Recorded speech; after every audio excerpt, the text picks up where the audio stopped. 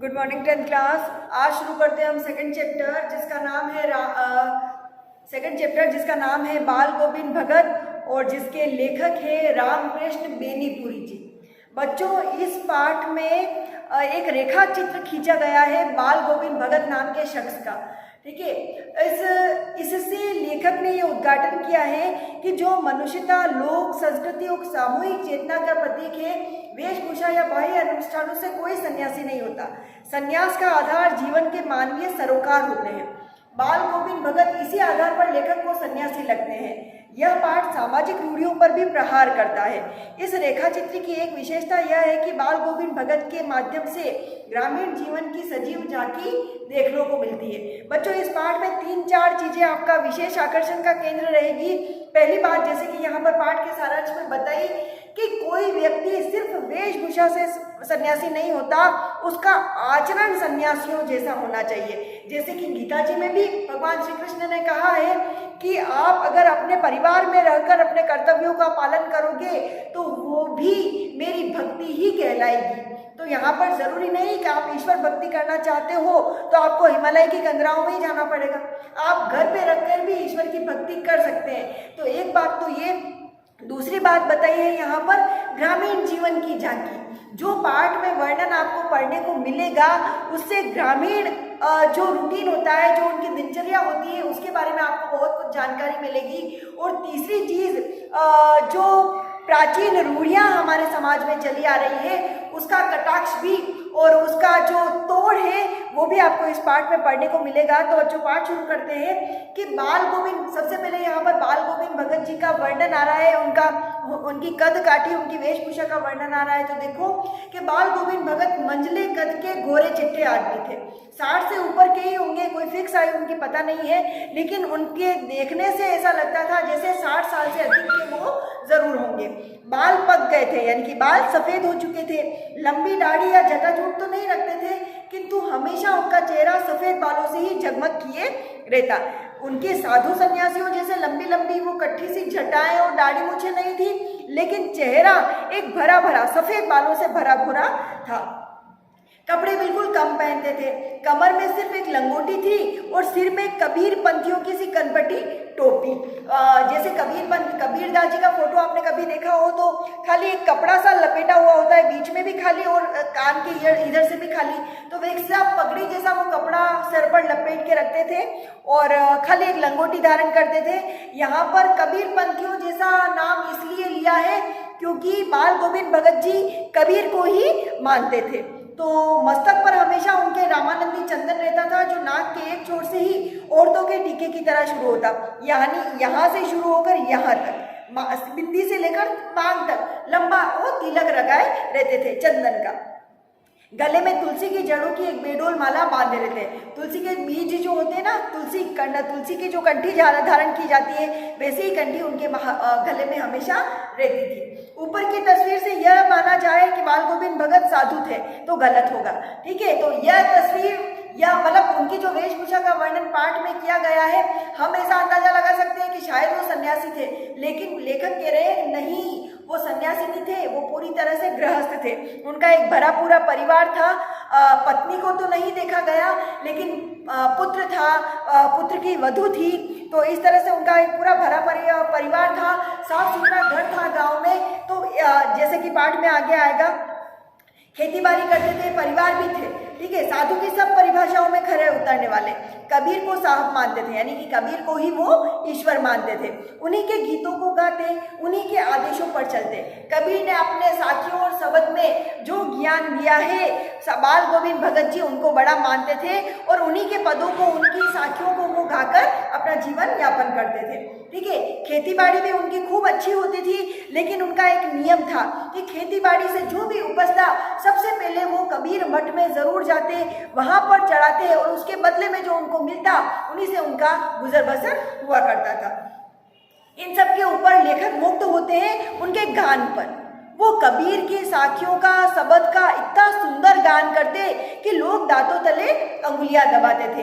हाथ में उनके हमेशा एक खंजरी रहा करती थी, बजाने का यंत्र, तो हमेशा उनके हाथ में खंजर बजता रहता और उनका गान निरंतर चलता रहता था।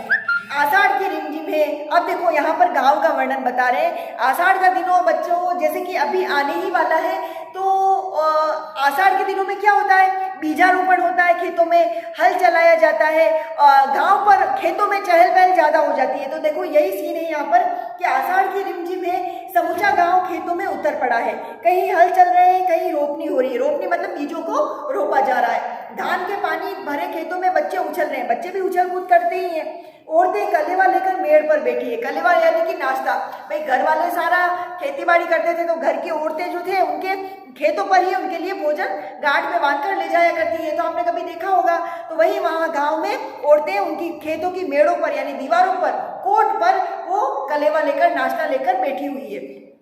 आसमान बादल से घिरा, धूप का नाम नहीं। पूरे में आषाढ़ के बादलों आकाश में छाए हुए हैं और कहीं धूप का तो नामो निशान ही नहीं था। ठंडी पुरवाई यानी कि हवा चल रही है। ऐसे ही समय में आपके कानों में एक स्वर तरंग झंकार सी कर उठी और ऐसे समय में कानों में पड़ता है बाल गोविंद भगत जी का संगीत। और संगीत इतना मंत्र मुग्ध करने वाला है कि वहाँ खेतों पर काम करने वाला व्यक्ति भी उनके साथ गाना गाने लग जाए, औरतें भी गुनगुनाने लग जाती है, बच्चे फिर से उनके गानों की तानों पर नाचने लग जाते हैं। अब ये बाल गोविंद भगत जी के ही संगीत का जादू था कि सब काम करना तो भूल जाते और उनके साथ में मस्त होकर नाचने लग जाते।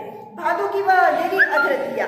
अभी थोड़ी ही देर पहले मूसलाधार वर्षा खत्म हुई। अब दूसरा सीन है बच्चों कि भाद्रपद मास है और आधी रात। भाद्रपद में तो ठंड की शुरुआत हो जाती है और बहुत ज्यादा ठंड लग रही है वहां पर, और आधी रात का समय है।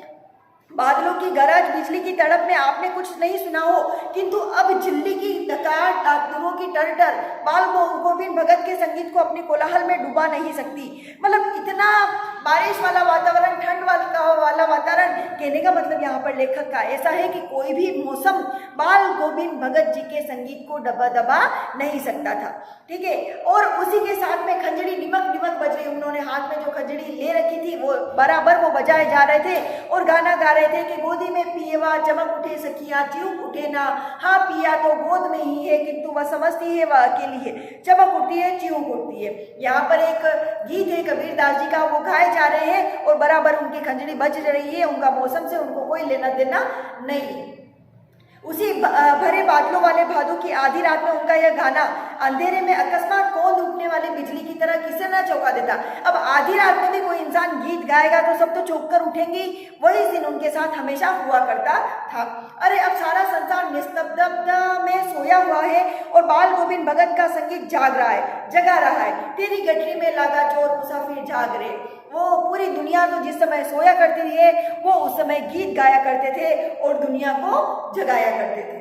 कार्तिक आया नहीं कि बाल गोविंद भगत की प्रभातियां शुरू हुई और कार्तिक मास आते आते तो उनके प्रभातियां यानी सुबह गाने सुबह जो गाया जाता है, सुबह सुबह जो राग गाया जाता है वो उनका गान शुरू हो जाया करता था। न जाने किस वक्त जगकर वह नदी स्नान को जाते और जाते गांव से 2 मील दूर वहां नहा धोकर लौटते और गांव के बाहरी पोखर के ऊंचे भिंडे पर अपनी खंजड़ी लेकर बैठते और अपने गाने टेरने लगते। अब कार्तिक मास में जहाँ पर ठंड की शुरुआत हो जाती है बच्चों, ऐसे मौसम में कोई उठने का तो सोच भी नहीं सकता। ऐसे मौसम में वो तारों छाई रात को ही यानी कि जब उजाला हुआ ही नहीं है उसके पहले ही वो उठकर पोखर के किनारे यानी तालाब के किनारे चले जाते। स्नान आदि से निवृत्त होकर वो वापस उनका गाना बजाना शुरू कर देते थे और गाना बजाते बजाते वो इतना मग्न हो जाते थे कि गाने में उनको ध्यान ही नहीं रखता कि भाई ठंड में वो क्या, क्योंकि मैंने जैसे वेशभूषा का वर्णन आपको बताया तो वहां था कि खाली एक लंगोटी पहनते थे और कबीर पंथी की तरह पगड़ी पहनते थे।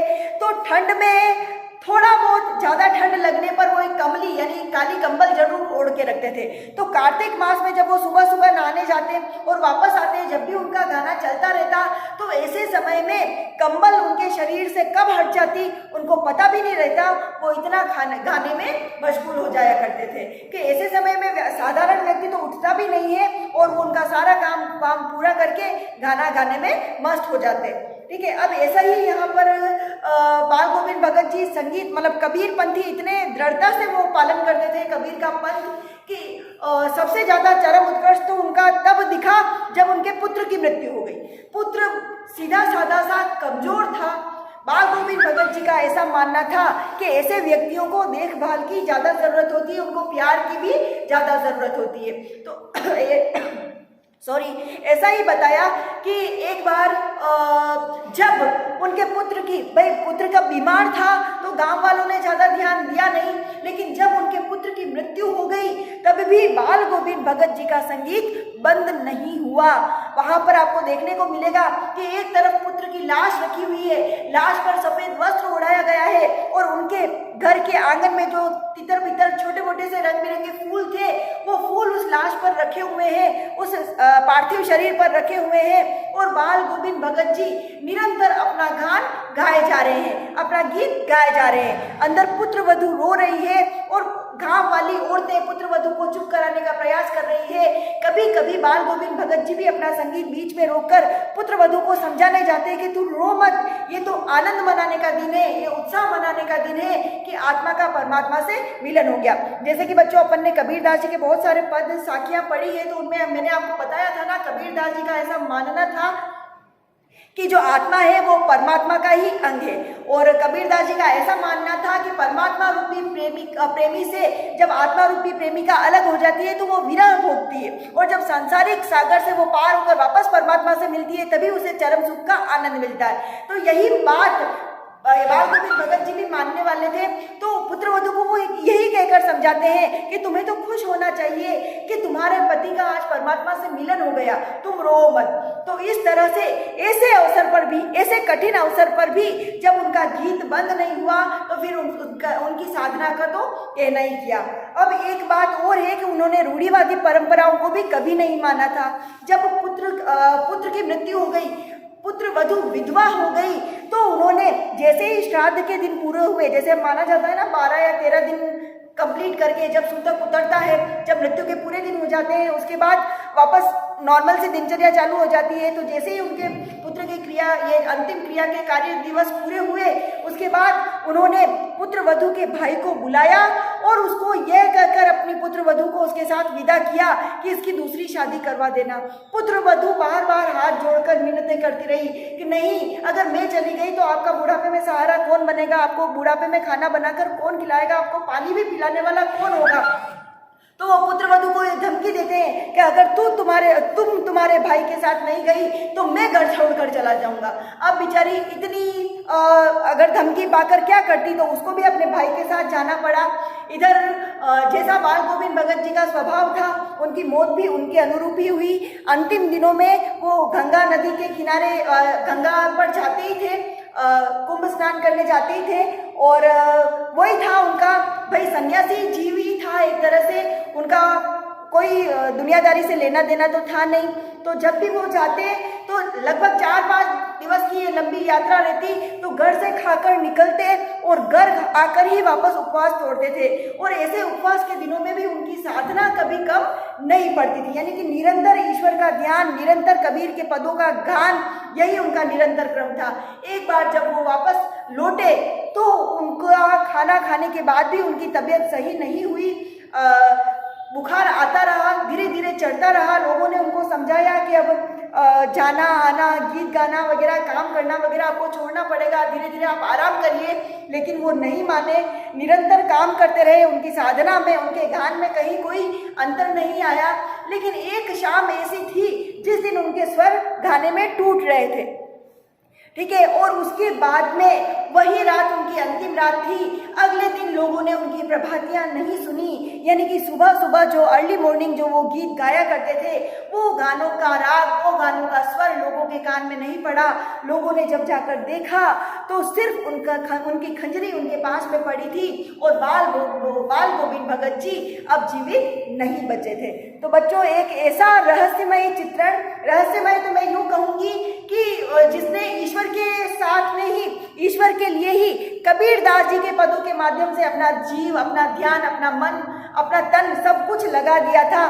तो ऐसे ईश्वर भक्त बाल गोविंद भगत जी का जो रेखा चित्र अपन ने पढ़ा, उससे हमें ये ज्ञान मिलता है कि भाई व्यक्ति गृहस्थ में रहकर भी ईश्वर की आराधना कर सकता है।